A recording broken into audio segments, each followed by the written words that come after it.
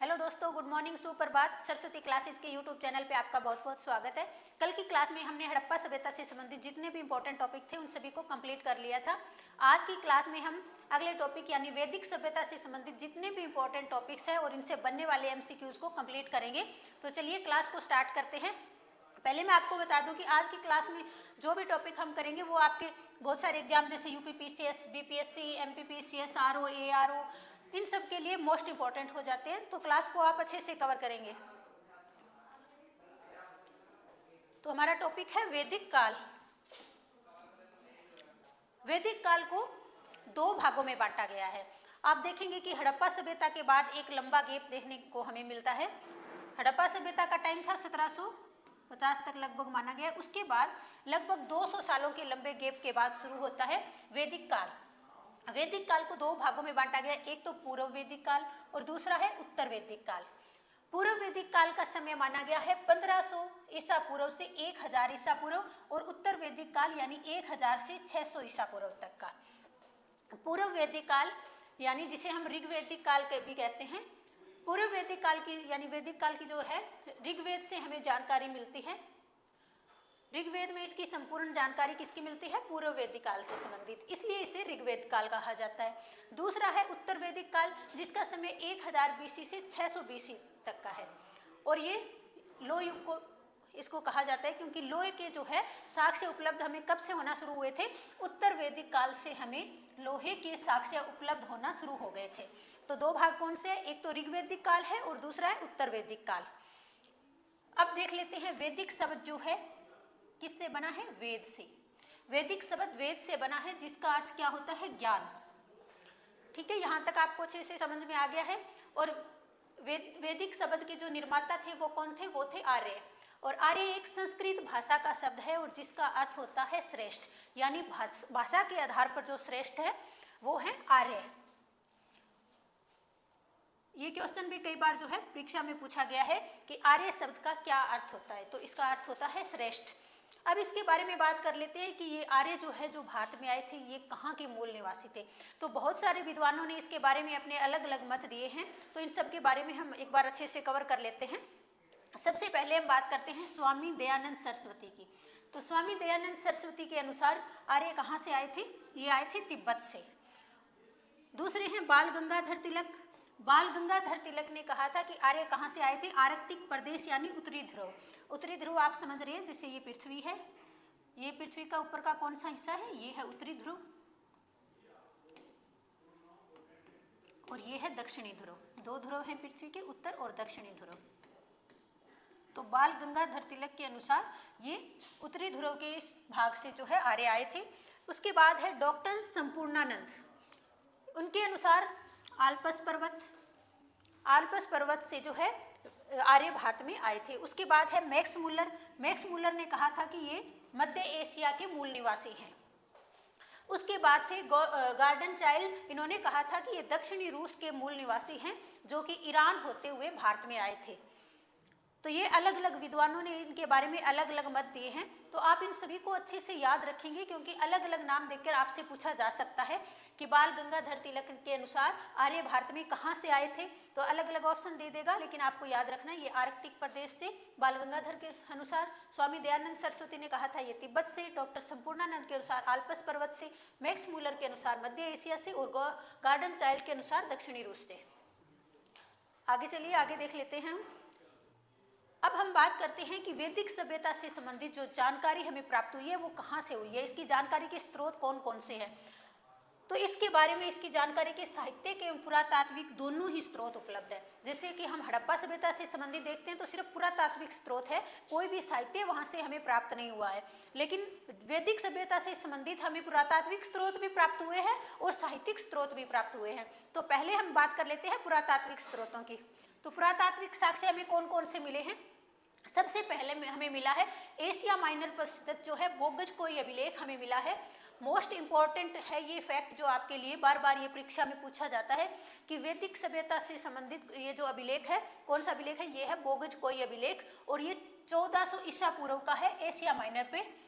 और यहाँ से हमें जो है ऋग्वैदिक काल से संबंधित, ठीक है, ऋग्वैदिक कालीन संबंधित जो देवता थे इंद्र, वरुण, अग्नि, मित्र, इन सब का उल्लेख कहाँ पे है? एशिया माइनर पर स्थित बोगज कोई अभिलेख में उन्हीं देवताओं का वर्णन मिलता है जो कि ऋग्वैदिक काल में है। ठीक है, ऋग्वेद में कौन कौन से देवताओं का उल्लेख है? इंद्र का, वरुण का, अग्नि का, मित्र का, और इन सभी का बोगज कोई अभिलेख में। और इसी के अनुसार हमें पता चलता है बोगज कोई अभिलेख के द्वारा कि आर्य जो भारत में है वो ईरान से होते हुए आए थे। और पूर्व वैदिक काल से संबंधित कुछ चित्रित धूसर मृद भांड भी हमें मिले हैं। तो ये तो हो गए पुरातात्विक साक्ष्य, पहला तो बोगज कोई अभिलेख और दूसरा चित्रित धूसर मृद भांड। उसके बाद में हम बात करते हैं साहित्यिक स्रोत। तो अगर हम वैदिक काल से संबंधित साहित्यिक स्रोत की बात करें तो वहां से हमें टोटल 4 जो है साहित्य मिले हैं। ठीक है, ऋग्वेद, सामवेद, यजुर्वेद और अथर्ववेद। पहले हम बात कर लेते हैं, पहला कौन सा है? ऋग्वेद। ये सबसे प्राचीन वेद माना जाता है, ऋग्वेद को सबसे प्राचीन वेद माना जाता है। इसके अंदर 10 मंडल है, 1028 सूक्त यानी मंत्र हैं, और इसमें जो अलग अलग मंडल दिए गए हैं, जो 10 मंडल है उनमें से तृतीय मंडल जो है, तृतीय मंडल के अंदर गायत्री मंत्र लिखा गया है। गायत्री मंत्र को किसके द्वारा लिखा गया था? विश्वामित्र के द्वारा। और गायत्री मंत्र जो है सूर्य देवता को समर्पित है। 10 मंडल है, 1028 मंत्र है, और तीसरे मंडल में गायत्री मंत्र लिखा गया है, विश्वामित्र के द्वारा लिखा गया, और ये सूर्य देवता को समर्पित है। उसके बाद में है दशराज्ञ युद्ध। दशराज्ञ युद्ध का वर्णन किया गया है 7वें मंडल में।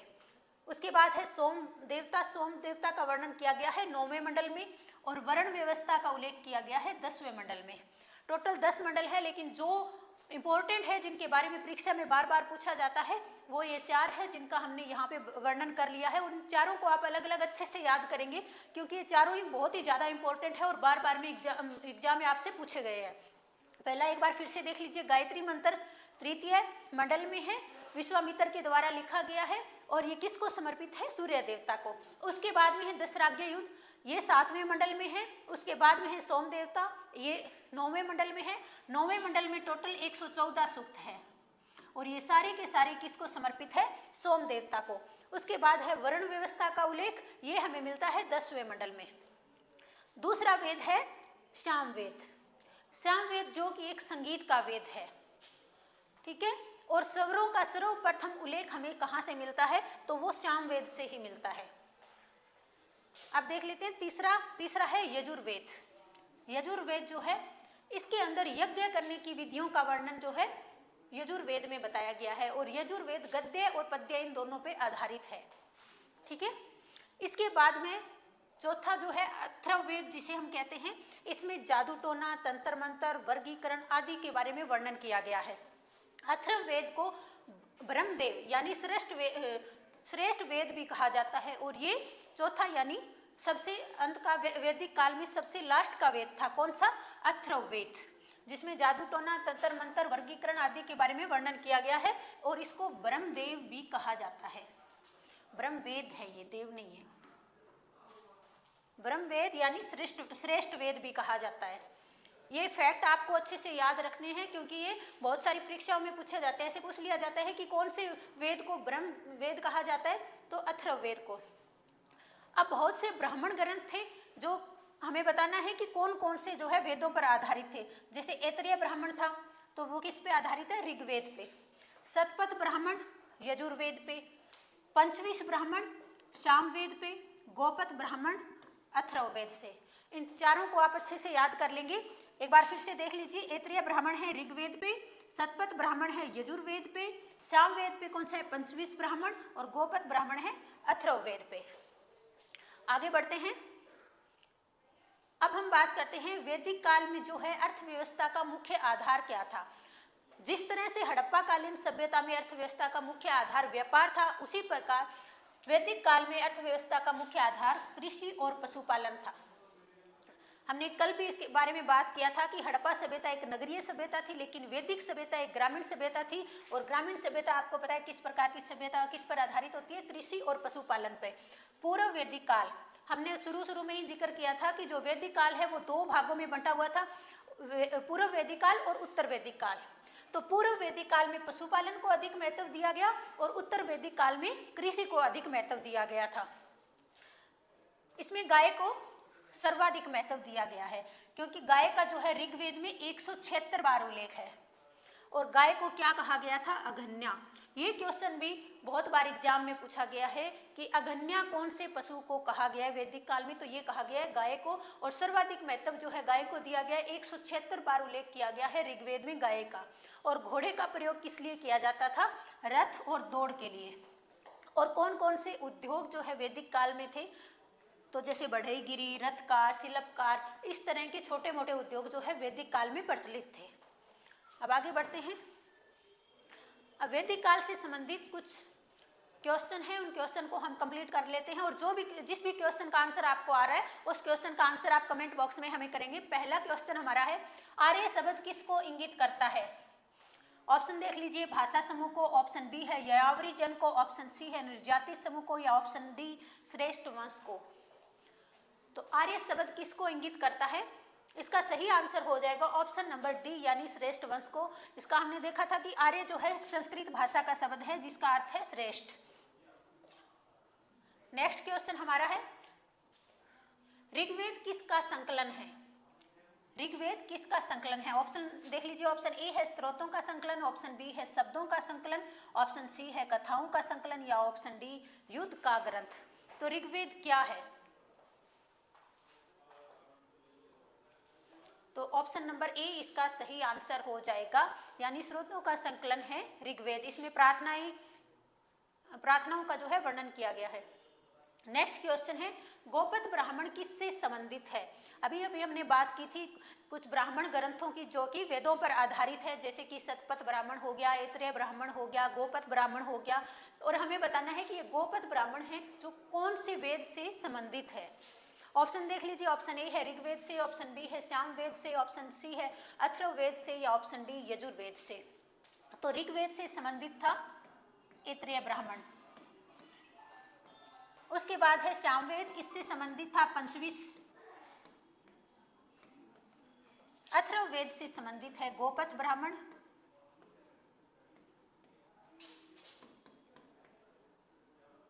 और उसके बाद में आ जाता है यजुर्वेद। यजुर्वेद से संबंधित है शतपथ ब्राह्मण। और शतपथ ब्राह्मण में ही पत्नी को पति की अर्धांगिनी कहा गया है। पत्नी को पति की अर्धांगिनी कहा गया है।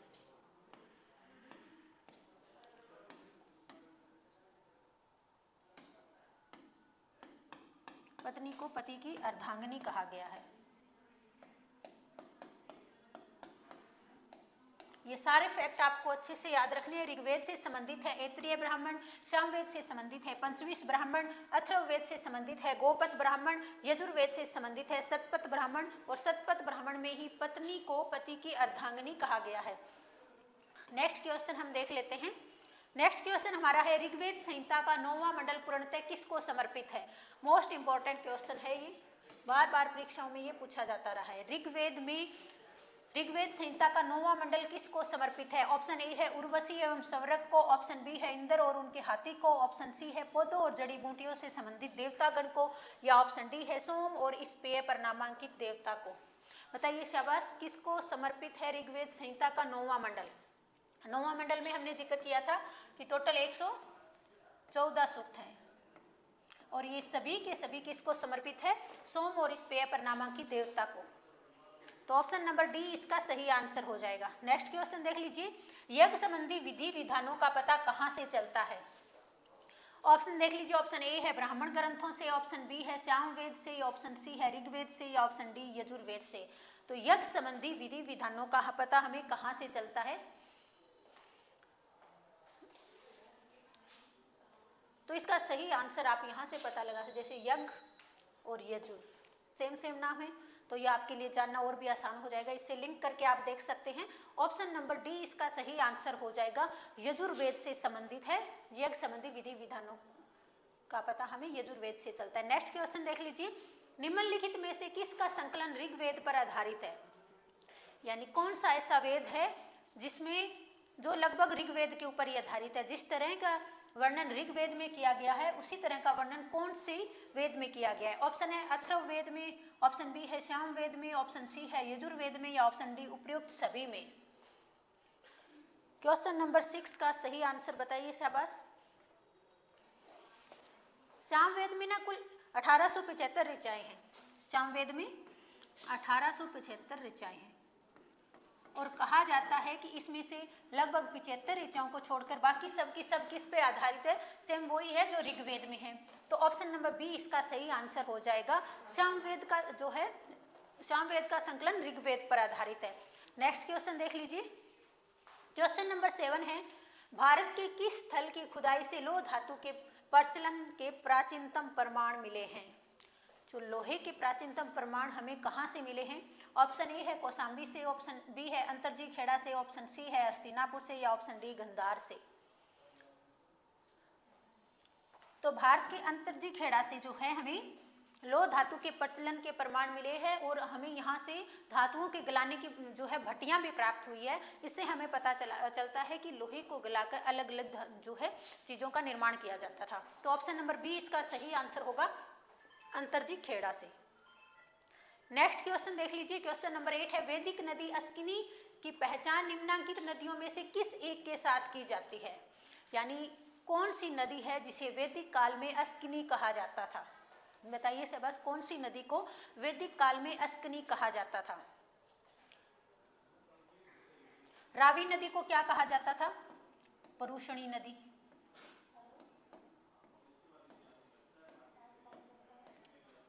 व्यास नदी को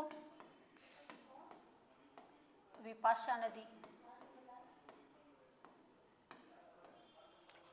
झेलम और चिनाब में से किसको अस्किनी कहा जाता था? झेलम को कहा जाता था वित्सता।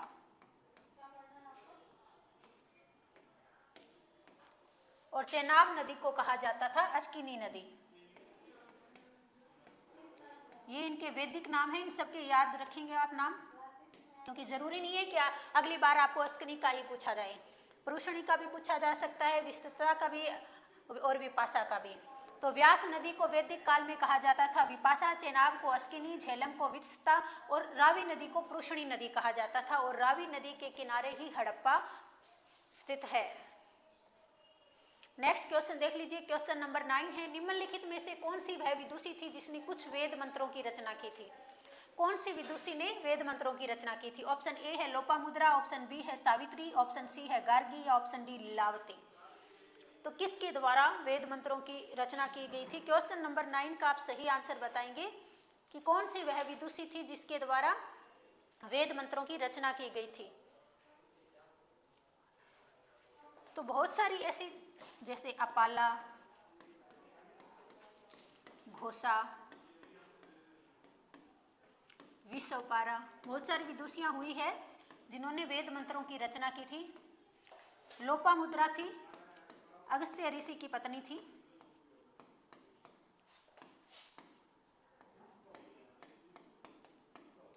अगस्त्य ऋषि की पत्नी थी ये,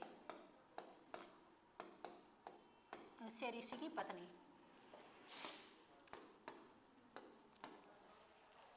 इनके द्वारा बहुत सारे वैदिक जो है मंत्रों की रचना की गई थी। तो ऑप्शन नंबर ए इसका सही आंसर हो जाएगा, लोपामुद्रा के द्वारा। नेक्स्ट क्वेश्चन देख लीजिए। क्वेश्चन नंबर 10 है, ऋग्वैदिक काल में निष्क किस अंग का आभूषण था? एक आभूषण था जिसका नाम था निष्क, वो कौन से अंग में पहना जाता था ये हमें बताना है। कलाई में, गले में, कान में या नाक में। और ये विनिमय का भी साधन था। किसका साधन था? विनिमय का। तो बताइए निष्क कौन से अंग का आभूषण था?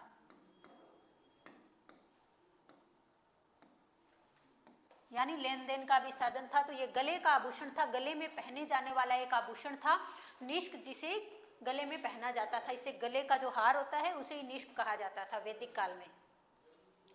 नेक्स्ट क्वेश्चन है, निम्नलिखित में से कौन सा अभिलेख ईरान से भारत में आर्यों के आने की सूचना देता है?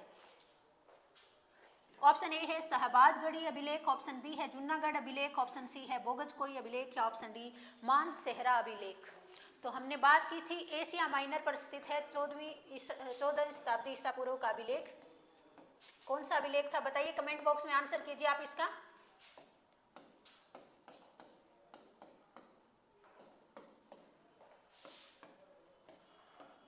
चौदह ईसा पूर्व का जो अभिलेख है एशिया माइनर पर स्थित है, कौन सा अभिलेख है? बोगजकोई अभिलेख। बोगज कोई अभिलेख। और इस अभिलेख से हमें क्या मिला है? ऋग्वेद में जिन देवी देवताओं का वर्णन है उन्हीं देवी देवताओं का वर्णन कौन से अभिलेख में मिला है? बोगज कोई अभिलेख में। इसी से हमें पता चलता है कि आर्य भारत में जो है ईरान से होते हुए आए थे। ऑप्शन नंबर सी इसका सही आंसर हो जाएगा, बोगज कोई अभिलेख। नेक्स्ट क्वेश्चन देख लीजिए। क्वेश्चन नंबर 12 है, ऋग्वैदिक काल में जनता निम्न में से किस में विश्वास रखती थी? ऑप्शन देख लीजिए। ऑप्शन ए है एकेश्वरवाद में यानी एक ईश्वर में, देवी पूजा में, ऑप्शन सी है मूर्ति पूजा में, या ऑप्शन डी बलि एवं कर्मकांड में। तो हमने देखा था कि जो वैदिक सभ्यता थी किस तरह की सभ्यता थी? ग्रामीण सभ्यता थी और ये कृषि पर निर्भर थी। और जब कृषि करते हैं तो क्या होता है कि कई बार बारिश से, तूफानों से फसलें हमारी खराब हो जाती है। तो इस टाइम जो है लोग सोचते थे कि प्रकृति उनसे नाराज हो गई है, इसलिए आंधी तूफान और बिना समय के बारिश हो रही है, और इसलिए वो प्रकृति को खुश रखने के लिए बलि देने का काम करते थे और कर्म कांडों में विश्वास रखते थे। तो ऑप्शन नंबर डी इसका सही आंसर हो जाएगा। जनता किस में विश्वास रखती थी? बलि और कर्म कांड में। नेक्स्ट क्वेश्चन देखिए। क्वेश्चन नंबर 13 है, प्रसिद्ध दशराज्य युद्ध किस नदी के तट पर लड़ा गया था? ऋग्वेद में दशराज्य युद्ध का जो है उल्लेख मिलता है। कौन से वेद में मिलता है? ऋग्वेद में। ये क्वेश्चन पूछा जा सकता है कि दशराज्य युद्ध का वर्णन कौन से वेद में मिलता है? तो ये ऋग्वेद में मिलता है। और ये कौन सी नदी के किनारे लड़ा गया था? रावी नदी के किनारे। अब आप बताइए कि रावी नदी को उस समय का क्या कहा जाता था? अभी हमने पीछे वर्णन किया था कि कौन सी नदियों को क्या कहा जाता था वैदिक युग में। तो रावी नदी को क्या कहा जाता था वैदिक युग में? पुरुषणी नदी। और दशराज्य युद्ध कहाँ पे लड़ा गया था? पुरुषणी नदी के किनारे ही दशराज्य युद्ध लड़ा गया था, और इसका वर्णन हमें ऋग्वेद में मिलता है। नेक्स्ट क्वेश्चन है क्वेश्चन नंबर 14, निम्न में से किस नदी को ऋग्वेद में मातेतमा, देवीतमा एवं नदीतमा संबोधित किया गया है? किस नदी को मातेतमा यानी सबसे अच्छी माँ, नदीतमा यानी सबसे अच्छी नदी, और देवीतमा यानी सबसे अच्छी देवी कहकर संबोधित किया गया है? ऑप्शन ए है गंगा नदी को, ऑप्शन बी है सरस्वती नदी को, ऑप्शन सी है यमुना नदी को, या ऑप्शन डी है सिंधु नदी को। ऋग्वेद में सबसे ज्यादा बार उल्लेख हुआ है सिंधु नदी का, लेकिन मातेतमा, देवीतमा और नदीतमा कहा गया है सरस्वती नदी को। यानी सबसे अच्छी माँ, सबसे अच्छी नदी और सबसे अच्छी देवी किसको कहा गया है? सरस्वती नदी को। नेक्स्ट क्वेश्चन देख लीजिए। क्वेश्चन नंबर 15 है, प्राचीन काल में आर्यों के जीविकोपार्जन का मुख्य साधन क्या था? ऑप्शन ए है कृषि, ऑप्शन बी है व्यापार, ऑप्शन सी है शिकार, या ऑप्शन डी शिल्प कर्म। मुख्य साधन कौन सा था? तो जो वैदिक सभ्यता है किस प्रकार की सभ्यता थी? ग्रामीण सभ्यता थी। जैसे हड़प्पा सभ्यता नगरीय सभ्यता थी, उसी प्रकार वैदिक सभ्यता ग्रामीण सभ्यता थी। और ये किस पर निर्भर थी? ये कृषि पे निर्भर थी। ऑप्शन नंबर ए इसका सही आंसर हो जाएगा। प्राचीन काल में आर्यों के जीविकोपार्जन का मुख्य साधन क्या था? कृषि। नेक्स्ट क्वेश्चन देख लीजिए। क्वेश्चन नंबर 16 है, ऋग्वेद में उल्लेखित यव शब्द किस कृषि उत्पाद को प्रयुक्त किया गया है? यानी इसमें से कौन सा कृषि उत्पाद है जिसे वैदिक काल में यव कहा जाता था? ऑप्शन देखिए। ऑप्शन ए है जौ को, ऑप्शन बी है चावल को, ऑप्शन सी है गेहूं, या ऑप्शन डी बाजरा। तो कौन से कृषि उत्पाद को यव कहा गया है? तो ये कहा गया जौ को। जौ को क्या कहा जाता था? यव। नेक्स्ट क्वेश्चन देख लीजिए। वैदिक युग में प्रचलित लोकप्रिय शासन प्रणाली क्या थी? शासन जो किया जाता था कैसा था? प्रजातंत्र था, गणतंत्र था, निरंकुश शासन था, या वंश परंपरागत राजतंत्र था? वैदिक युग में प्रचलित लोकप्रिय शासन प्रणाली कैसी थी? तो ये वंश परंपरागत राजतंत्र था, यानी राजा का बेटा ही राजा बनेगा, उसे कहते हैं वंश परंपरागत राजतंत्र। सर्वाधिक ऋग्वैदिक सूक्त किसको समर्पित हैं? ऋग्वेद में जो सूक्त हैं, मंत्र हैं, सर्वाधिक किसको समर्पित है ये हमें बताना है। कौन से देवता को समर्पित हैं? विष्णु को, इंद्र को, अग्नि को, या रुद्र को? ऋग्वेद में 200 सूक्त किसको समर्पित है? तो 200 सूक्त समर्पित हैं अग्नि को। लेकिन इनसे भी ज्यादा 250 सूक्त किसको समर्पित हैं? तो ये समर्पित हैं इंद्र को।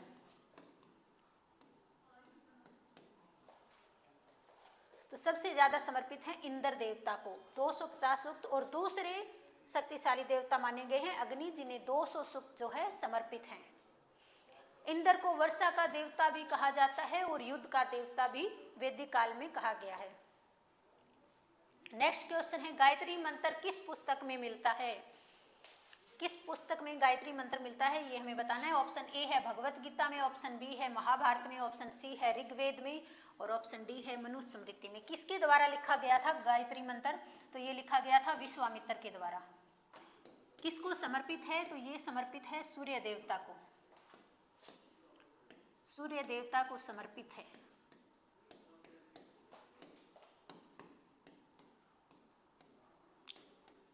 ऋग्वेद के तीसरे मंडल में गायत्री मंत्र का उल्लेख मिलता है, तो इसका सही आंसर हो जाएगा ऑप्शन नंबर सी, यानी ऋग्वेद में। ऋग्वेद में गायत्री मंत्र का उल्लेख मिलता है। नेक्स्ट क्वेश्चन है, क्वेश्चन नंबर 20 देख लीजिए। तमसो मा ज्योतिर्गमय कथन कहाँ से लिया गया है? ऑप्शन ए है उपनिषदों से, ऑप्शन बी है पुराणों से, ऑप्शन सी है महाकाव्यों से, या ऑप्शन डी संत दर्शन से। क्वेश्चन नंबर 20 का आप सही आंसर देंगे। तमसो मा ज्योतिर्गमय कहाँ से लिया गया है? मोस्ट इंपॉर्टेंट क्वेश्चन है ये, और बहुत आसान भी क्वेश्चन है। तमसो मा ज्योतिर्गमय का क्या अर्थ है? तो इसका अर्थ होता है अंधकार से प्रकाश की ओर, अंधकार से प्रकाश की ओर।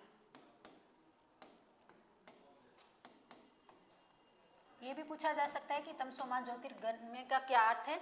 तो इसका अर्थ है अंधकार से प्रकाश की ओर। और इसको कहाँ से लिया गया है? इसको उपनिषदों से लिया गया है, जो कि बृहदारण्यक उपनिषद से लिया गया है इसको। ऑप्शन नंबर ए इसका सही आंसर हो जाएगा, बृहदारण्यक उपनिषद से इसको लिया गया है। तो वैदिक सभ्यता से संबंधित जितने भी इंपॉर्टेंट टॉपिक थे, जो भी एमसीक्यूज बन रहे थे, वो सारे आज की क्लास में हमने कंप्लीट कर लिए हैं। इन सबको आप अच्छे से कर लेंगे तो आपका कोई भी परीक्षा में अगर वैदिक सभ्यता से एग्जाम में क्वेश्चन आता है तो आपका छूटेगा नहीं। तो आज का टॉपिक जो है हमारा यहीं खत्म होता है। कल नए टॉपिक के साथ फिर हाजिर होंगे, तब तक के लिए नमस्कार।